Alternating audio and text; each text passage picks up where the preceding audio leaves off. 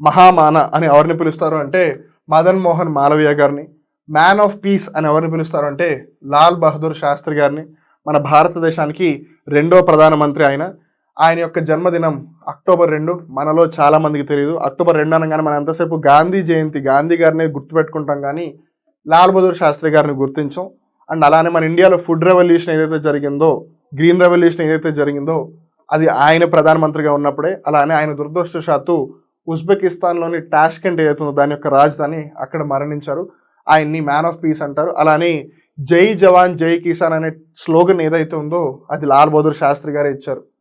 Morning star of Indian Renaissance అని ఎవరిని పిలుస్తారు అంటే రాజా రామ్మోహన్ రాయ్ గారు. ఆబ్వియస్లీ ఆయన సమాజానికి చేసిన కృషి అంతా ఇంత కాదు. నెపోలియన్ ఆఫ్ ఇండియా అని ఎవరిని పిలుస్తారు అంటే సముద్రగుప్త అని. నెపోలియన్ అనే వాళ్ళు తెలుసు కదా మనకి, నెపోలియన్ బోనపార్టే. సో ఆ విధంగా ఇండియాకి ఎవరు అంటే సముద్రగుప్త.